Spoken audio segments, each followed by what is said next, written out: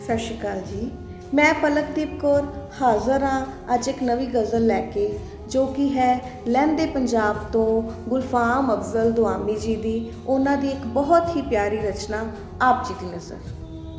ਕਰੇਗਾ ਮਹਿਸੂਸ ਕਿਹੜਾ ਹਾਵਾਂ ਹੁਣ ਸਾਡੀਆਂ, ਜੱਗ ਤੋਂ ਜੁਦਾ ਹੋਈਆਂ ਰਾਵਾਂ ਹੁਣ ਸਾਡੀਆਂ। ਤੇਰੀਆਂ ਉਡੀਕਾਂ ਵਿੱਚ ਮੁੱਦਤਾਂ ਗੁਜ਼ਾਰੀਆਂ, ਤੇਰੀਆਂ ਉਡੀਕਾਂ ਵਿੱਚ ਮੁੱਦਤਾਂ ਗੁਜ਼ਾਰੀਆਂ, ਥੱਕ ਗਈਆਂ ਕਸਮੇ ਨਿਗਾਹਾਂ ਹੁਣ ਸਾਡੀਆਂ।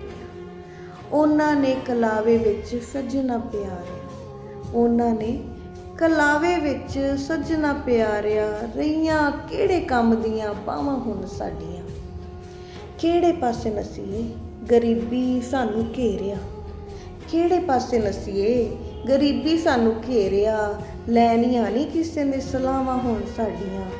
ਯਾਰਾਂ ਦਾ ਦੀਦਾਰ ਜਿੱਥੇ ਕਰਦੇ ਸਾਂ ਅਫਜ਼ਲ, ਯਾਰਾਂ ਦਾ ਦੀਦਾਰ ਜਿੱਥੇ ਕਰਦੇ ਸਾਂ ਅਫਜ਼ਲ, ਖੁੱਸ ਗਈਆਂ ਸਾਡੇ ਤੋਂ ਥਾਵਾਂ ਹੁਣ ਸਾਡੀਆਂ।